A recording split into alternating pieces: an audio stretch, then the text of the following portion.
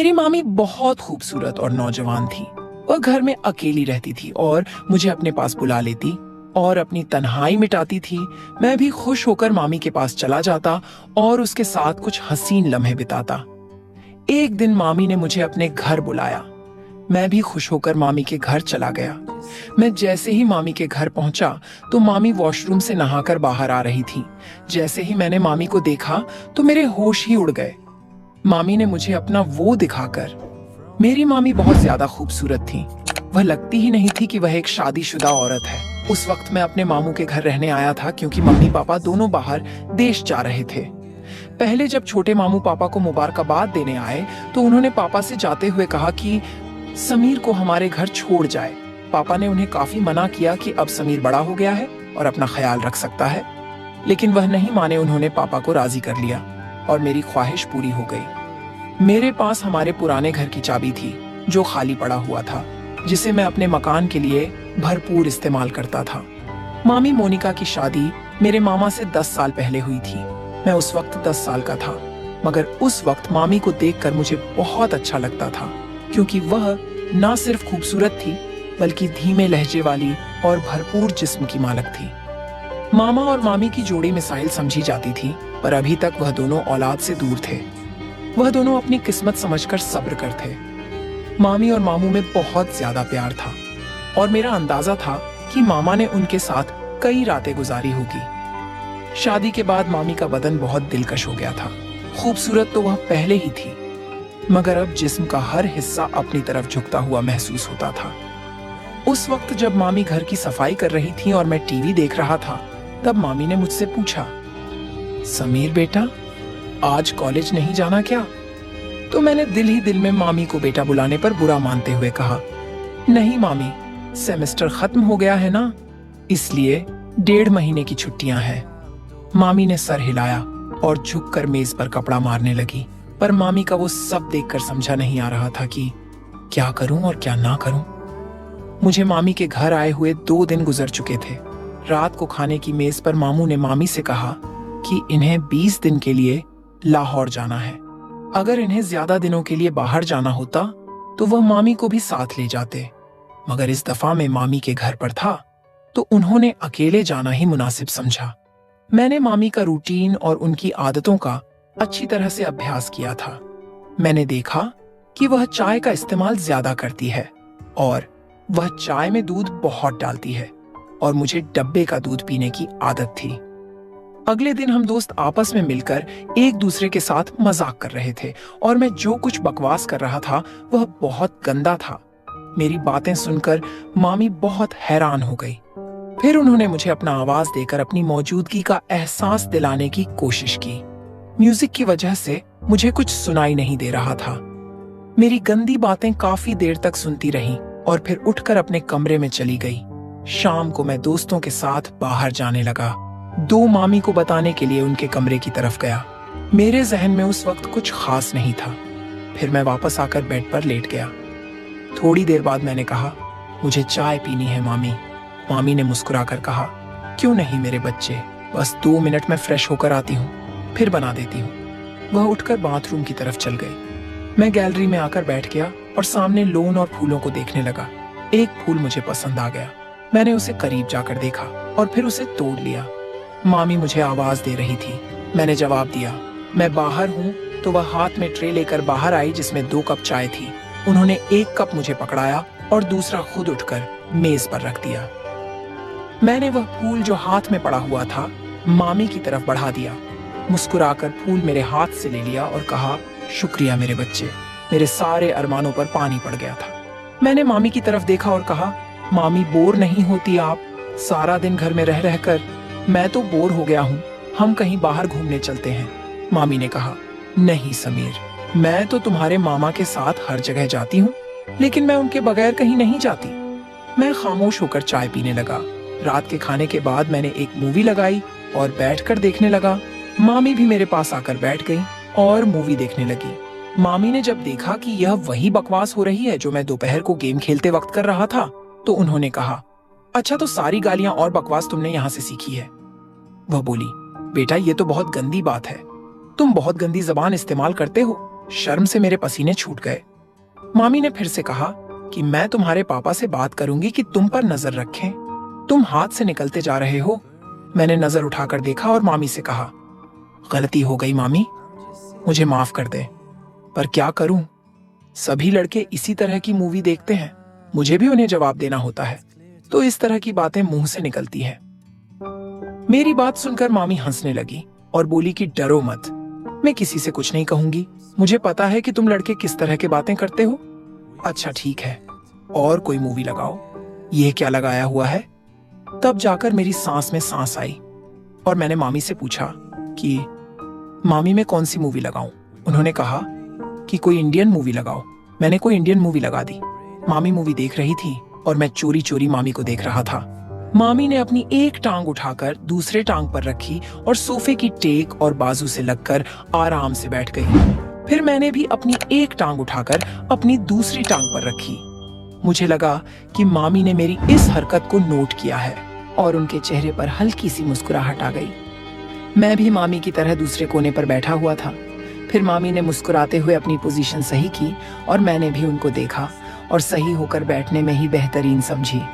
मामी हंसने लगी और बोली, समीर तुम मेरी नकल उतार रहे हो। मैंने उनकी तरफ देखकर सर हिलाया तो उन्होंने थोड़ा सा गुस्सा करते हुए कहा, तुम मुझे क्यों तंग कर रहे हो? मैंने मुस्कुराकर कहा, आपको तंग करना मुझे अच्छा लगता है।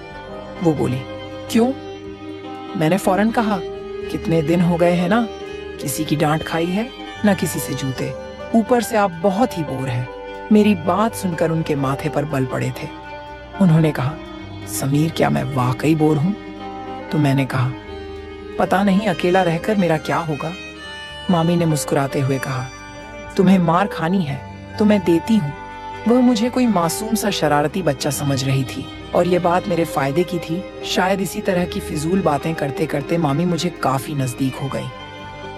जब रात के 11 बजे उनके मोबाइल पर मामू का फोन आया, वह उठकर अपने कमरे में चली गई। मैंने भी थोड़ी देर मूवी देखी और टीवी बंद किया और अपने कमरे की तरफ जाने लगा। तभी मुझे मामी के कमरे से मामी की आवाज आई, यार बहुत मिस कर रही हूँ आपको। पता नहीं कैसे गुजरेंगे ये दिन।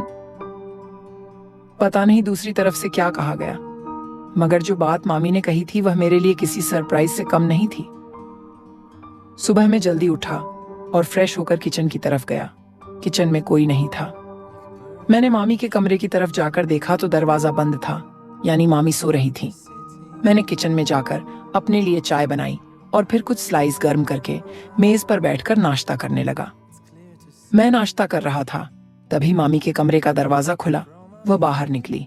मुझे देखकर थोड़ा सा शर्मिंदा होते हुए कहा, रात को नींद नहीं आई, बहुत देर से सोई थी, इसीलिए सुबह जल्दी नहीं उठ सकी। मैंने मुस्कुराकर कहा, कोई बात नहीं, आपको नाश्ता करना है, चलो आज आपका नाश्ता मैं बना देता हूँ। वो बोली, तुम और नाश्ता, वहां क्या बात है? मैंने कहा, फ्रेश होकर आए, मैं नाश्ता बना देता हूँ, फिर बात करेंगे। मामी ने सर हिलाया और मुस्कुराती दोबारा अपने कमरे में चली गई।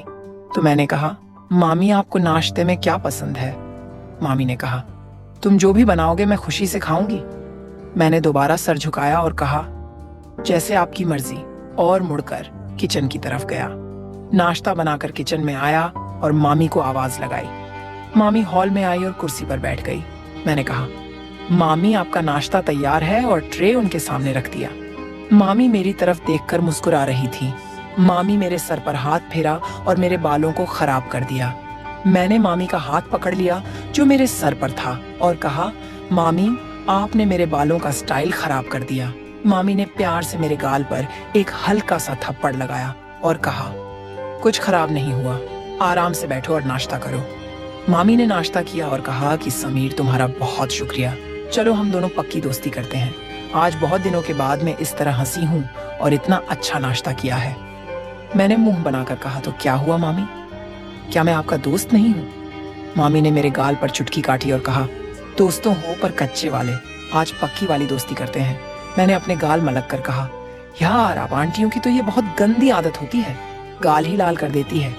मामी मुस्कुराने लगी और दोनों हाथों को मेरे कानों की तरफ बढ़ाया तो मैं भागने लगाया। मामी हंसते हुए मेरे पीछे भागने लगी और कहा, रुक, तुम्हें मार लगाती हूँ। मैं रुक गया और अपनी कमर पर हाथ रखकर सांस लेते हुए कहा, ठीक है, फिर वह सामने पड़ी हुई कुर्सी पर बैठ गई। मैं उनके पास गया और कहा, क्या हुआ? मामी एकदम खड़ी हो गई और मेरे दोनों कानों पर चुटकी काट ली और हंसने लगी। मैंने रोने वाली शक्ल बनाते हुए कहा, आपसे तो कोई प्यार की उम्मीद ही नहीं है, आप बहुत बेहरम हो। मामी ने हंसते हुए मुझे देखा और जहां मुझे चुटकी काटी थी और वहां प्यार करने लगी और कहा, सॉरी यार। मामी मुझसे अलग हुई और कहा, अच्छा मैं चेंज करके आती हूँ, फिर मार्केट से वह सामान ले आना है, वह ले आते हैं। मैंने कहा, ठीक है, मैं भी चेंज कर लेता हूँ, शायद कोई लड़की मेरे जाल में फंस जाए और मेरे भी मजे हो जाएं। मामी ने मुस्कुराते हुए एक थप्पड़ मेरे कमर पर लगाया और कहा, समीर थोड़ी सी तो शर्म करो। मैंने हैरानी से कहा, किस चीज से? मामी ने कहा, अपने इस तूफानी हरकतों से।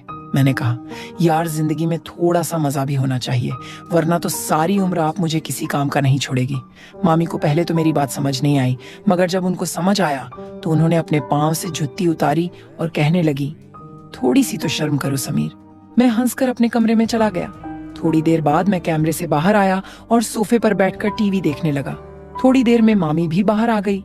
जब वह बाहर निकली तो मेरी सांस ऊपर के ऊपर और नीचे की नीचे रह गई। सफेद कलर की कमीज पर नीचे जीन्स में मामी को देखते हुए कहा, मैडम जी का क्या इरादा है? मामी ने पहले अपने आप को देखा, फिर मुझे देखते हुए हैरानी से कहा, क्यों, क्या हुआ? मैंने दिल पर हाथ रखते हुए कहा, मैडम आपके दीवाने शहर में 1000 होंगे, मगर इतनी सुबह दुकान कौन खोलेगा? मामी को अपनी गलती का एहसास हो गया और बोली, ठीक कह रहे हो। मैंने कहा, मैडम जब आप बाहर निकलती होगी तो लोग आपको ही देखते होंगे। मामी ने मुस्कुराते हुए कहा, समीर थोड़ी सी शर्म कर, मैं तेरी मामी हूँ। मैंने भी सर झुकाकर कहा, ठीक है मामी।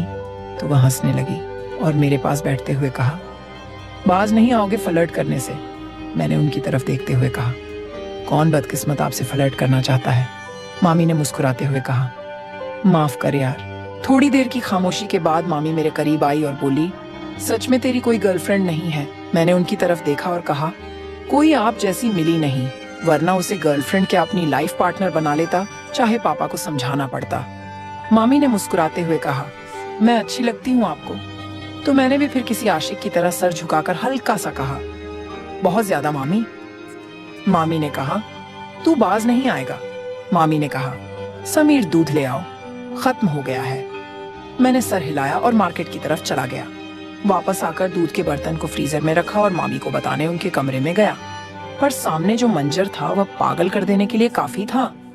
मामी शायद नहाकर निकली थी और यह वक्त मुझ पर कहर बरसा रहा था और मेरी हालत ऐसी हो गई थी, टांगों में जान ही ना रही। मैं पलटने ही वाला था कि मामी ने आवाज देकर पूछा, ले आए हो दूध? मेरे हलक से तो जैसे आवाज ही नहीं निकल रही थी। मैंने सर हिलाया तो मामी आहिस्ता आहिस्ता कदमों से चलती हुई मेरी तरफ आई और मेरे चेहरे के नीचे हाथ रखकर कहा, क्या हुआ समीर? मैंने चेहरा ऊपर उठाया और उनकी आंखों में देखते हुए कहा, कुछ नहीं मामी। मामी ने मेरी आंखों में देखा और कहा, समीर सच सच बताओ, मेरा इस तरह तुम्हारे सामने आना अच्छा है क्या? मैंने सर हिलाया और दोबारा सर झुकाकर कहा, अगर आपको लग रहा है कि मैं आपकी तरफ अट्रैक्ट हो रहा हूं तो आप गलत हैं मामी। मामी, आपका जिस्म आपकी मोहब्बत के इजहार का जरिया है, लेकिन यही सब कुछ ठीक नहीं है। मामी ने एक लंबा सांस लिया और मुझे इस तरह देखा जैसा मैं दीवाना हूं। मैंने दोबारा सर उठाया और कहा, पर मैं यह भी नहीं चाहता कि आप थोड़ी देर के लिए मुझे अपनाएं और फिर जिंदगी भर के लिए मुझे अपने दीदार से महरूम कर दें। मामी के लिए बहुत नाजुक निर्णय था। फिर वह एक तरफ बेड पर बैठ गई और कहा, मेरे पास आओ और यहाँ बैठो। मैं आराम से चलता हुआ उनके पास बैठ गया। उन्होंने मेरा हाथ पकड़कर अपने दूसरे हाथ पर रखा और कहा, समीर जो मिल जाए उस पर शुक्र करना चाहिए। मामी के जहन में क्या चल रहा था और उस वक्त वहां से मैदान जंग छोड़कर भाग जाने वाली बात थी। मैं सुकून से कमरे में वापस आ गया। तभी मुझे लगा कि मामी अंदर रो रही हैं। उनकी सिसकने की आवाज बाहर तक आ रही थी। मैं दरवाजे के पास गया और कहा कि आप ठीक हैं? अंदर से कोई जवाब नहीं आया, बस सिसकने की आवाज बंद हो गई। मैंने फिर पूछा, मामी क्या बात है, आप क्यों रो रही हैं? अंदर से आवाज आई, समीर मैं थोड़ी देर के लिए अकेली रहना चाहती हूँ, प्लीज अपने रूम में चले जाओ। मैंने कहा, ठीक है, आप ठीक तो है ना? मामी ने कहा, मैं ठीक हूँ। मुझे कुछ समझ नहीं आ रहा था कि आगे क्या करना है। मैं जल्दी से वापस आ गया। फिर कुछ देर बाद मामी भी फ्रेश होकर बाहर आई और मुझसे माफी मांगने लगी। उस दिन के बाद से मैंने मामी का बहुत ज्यादा ख्याल रखना शुरू कर दिया, क्योंकि वह बहुत ज्यादा तन्हाई का शिकार हो गई थी और मुझसे प्यार करने लगी थी। मैंने फोन करके मामू को वापस बुला लिया। मामी जवान और खूबसूरत औरत थी, इसलिए वह अपनी तन्हाई को मिटाने के लिए बहुत ज्यादा तरस गई थी। लेकिन यह शुक्र है कि हम दोनों में इस तरह का कोई भी ताल्लुक कायम नहीं हुआ। कुछ दिन मैंने मजीद मामी के घर गुजार दिए और फिर मेरे मम्मी पापा घर वापस आ गए और मैं अपने घर वापस चला गया। मेरा सभी लोगों का यही कहना है कि हमेशा घर में किसी के सहारे अपनी बहन या बीवी को अकेले छोड़कर ना जाए, क्योंकि शैतान कभी भी इंसान को बहका सकता है और शैतान के बहकावे में आकर यह गलती इंसान कर बैठता है। लिहाजा यह काम करने से पहले 1000 बार सोचे, क्योंकि